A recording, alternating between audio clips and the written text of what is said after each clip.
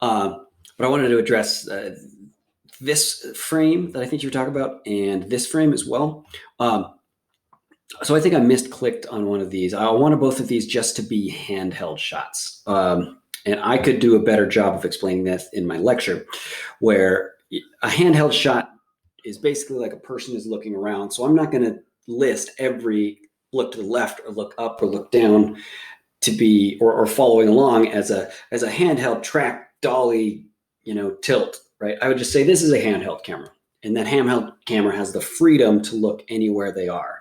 So this one, even though we are kind of tracking along, there's a person with a camera in front of our character here, who is just kind of walking backwards and walking forwards, moving this camera around a little bit. You could set up a good argument that it's a handheld camera that does track, right? I in a written response, I wouldn't mark that wrong. And same thing with this one, where this is the one that I misclicked on. I didn't want it to be, I meant for it to just be a track, not a track and a tilt. Oh, shoot. Yeah, this one is, I totally misclicked. This should just be handheld, because we've got this pan, this tilt, and there's kind of like this loping feel of a handheld camera behind it.